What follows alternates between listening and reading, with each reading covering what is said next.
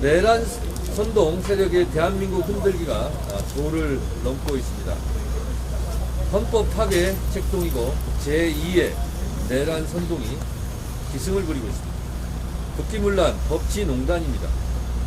서부지법 폭동에 이어 헌법재판소를 휩쓸 것이라는 섬뜩한 언어 폭력도 난무합니다.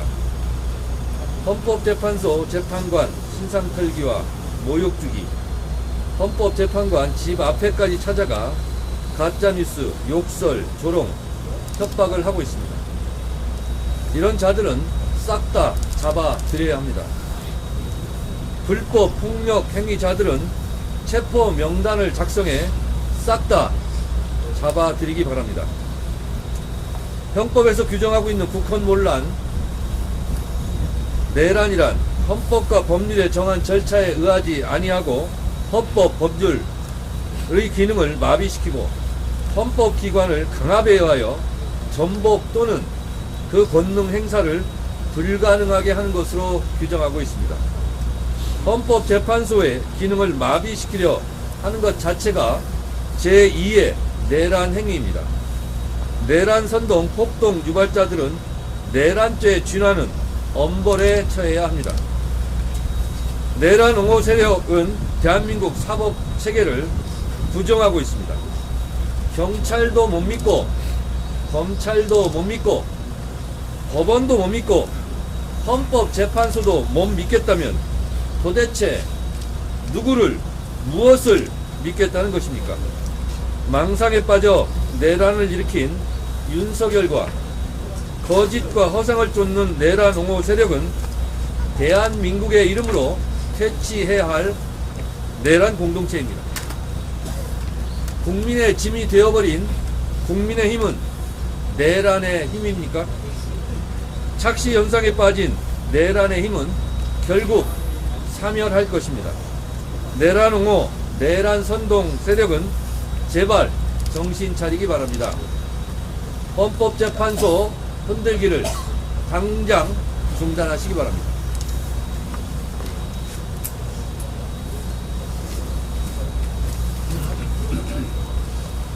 예, 날씨 바람도 심한데 고생들이 많으십니다. 오늘은 대통령 탄핵 심판 사건의 제9회 변론기입니다. 지난해 12월 3일 비상계엄 선포로부터 이제 77일이 지나가고 있습니다. 피청구인이 시대착오적인 장기 집권의 망상을 품고 이른바 셀프 쿠데타 형식의 내란 행위를 벌인 것에 대해서 그에 마땅한 헌법적 대응을 하고 있는 것이 바로 이 탄핵 심판 사건입니다. 피청구인의 일련의 내란 행위, 그 사실관계와 성격은 당초부터 분명하다 할 것입니다. 그런데 그렇더라도 헌법이 보장하는 여러 절차적인 권리들을 피청구인에게도 보장해 주고자 지금 매우 신중한 절차를 진행하면서 시일이 흐르고 있습니다. 그런데 이렇게 시일이 흐르는 사이에 최근에 이르러 정말 우려스러운 그런 상황이 전개되고 있습니다. 보도에 의하면 피청구인의 일부 극렬 지지자들이 이 탄핵 심판 사건이 심리를 진행 중인 헌법재판소 재판관들의 주거지 자택을 찾아서 몰려가서 모욕적인 비난, 사퇴 압박, 그리고 물리적 가해 협박 등 범죄적 행위를 벌이고 있다는 것입니다. 참으로 개탄할 일입니다. 우리가 소중하게 키워왔던 민주 헌정 질서의 근간을 허물어뜨려서 하루아침에 만신창이로 만들려고 하는 이러한 반지성적 만행은 도대체 무엇을, 그리고 누구를 위한 것입니까? 그런데 더욱 걱정되는 것은 이러한 소동이 단지 일부 몰지각한 인사들의 우발적 그리고 일회적 소동이 아니라 피청구인 주변의 인사들이 내란 범죄자를 엄호하겠다는 목적으로 사실관계를 왜곡하는 억지 주장을 하고 또 범죄자를 피해자로 둔갑시키는 궤변으로 대중을 오도하고 있는 그 결과라는 것입니다. 그런데 또 다른 한편에서 피청구인이 내란 범행 후 그에 따른 수사, 재판 또는 이 사건 탄핵 심판을 받는 과정에서 피의자 또는 피청구인으로서의 인권을 보장받지 못하고 있다고 주장하는 국가기관이 나섰다고 합니다. 피청구인이 내란 범행 후 수사나 체포 그리고 구속, 이어지는 재판 절차에서는 물론이고 수감 생활의 와중에도 일반 국민, 일반 피의자들과는 너무나 다른 여러 특권과 혜택을 누리고 있다는 것을 언론 보도를 통해서 익히 알고 있을 텐데도 이러한 주장을 하는 것이 놀랍습니다. 더구나 아이러니한 것은 바로 그러한 주장을 주도하고 있는 인사들이 사실은 그동안 사회적 약자, 소수자의 인권에 대해서는 눈 감고 외면하고 오히려 그 사회적 약자들을 혐오하고 모욕하던 인사들이라는 점이 더욱 놀랍습니다.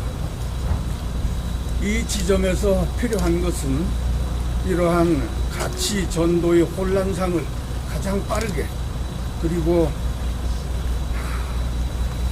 효과적으로 극복하고 위기에 처한 민주 헌정 질서를 세우기 위한 노력을 서두르는 일입니다. 그리하기 위한 가장 기묘하고 또 확실한 해법은 바로 이 탄핵 심판 사건에서 결정으로 피청구인을 대통령이 직무에서 확정적으로 배제하는 것입니다. 우리 탄핵소추 대리인단은 이 목표를 위해서 더욱더 노력해 나가겠습니다.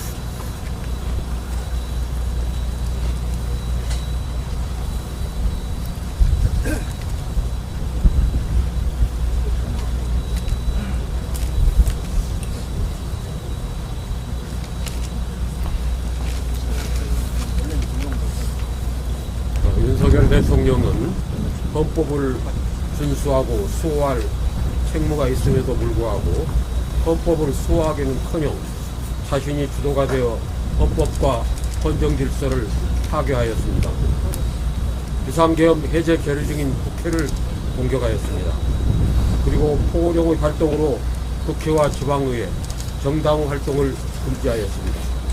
만일 국회 운영 자금을 완전히 차단하고 비상입법기구 예산을 편성하라는 내용이 담긴 기재부 장관에 대한 계엄 지시 문건이 실행된다면 국회의 기능은 완전하게 무력화됩니다. 한편 선거관리위원회에 들어가 서버를 확보하고 선관위 직원을 체포하려 했던 목적은 총선 이후 구성된 국회 해산 명분을 찾기 위한 것이었습니다. 결국 비상계엄의 궁극적인 목표는 국회를 해산하고 국가비상입법기구라는 반헌법적인 기구를 통해 입법권까지 장악하여 독재정을 수립하려는 것으로 볼 수 있습니다. 이는 법치국가의 원칙, 권력 분리구 원칙에 대한 전면적인 공격 행위입니다. 헌법 수호의 관점에서 도저히 용납될 수 없는 행위입니다. 정보사령관을 역임했던 민간인 노상원은 12.3 내란의 핵심 비선으로 알려져 있습니다. 그는 지난해 9월 김용현 국방부 장관의 취임 후 계엄 당일까지 국방부 장관 공간을 22회나 방문하고 비아폰도 사용하고 있었습니다. 지금까지 밝혀진 바로는 선관위 부정선거 의혹을 수사하는 합동수사본부 제2수사단을 배후에서 사실상 지휘하는 책임자가 노상원이며 그가 직접 노태학 중앙선거관리위원장에 대한 신문을 담당한다는 것이었습니다. 그런데 최근 언론 보도에 따르면 노상원 수첩에 정치인, 법조인, 방송인, 체육인 등 500명의 수거 대상 명단이 있고 A, B, C, D 등급으로 분류하여 순차로 체포하고 폭파 등 여러 방식으로 제거하는 방안이 적혀 있다고 합니다. 뿐만 아니라 장기 집권이 가능하도록 헌법을 개정한다는 내용이 있습니다. 더하여 러시아와 중국의 선거제도에 관한 기재도 있다고 하니 이보다 어처구니 없는 일은 없을 것입니다. 만일 수첩의 내용이 하나라도 실현되었다면 참으로 끔찍한 세상이 되었을 것입니다. 이 수첩에 대한 철저한 진상규명이 필요합니다. 감사합니다. 수고하셨습니다.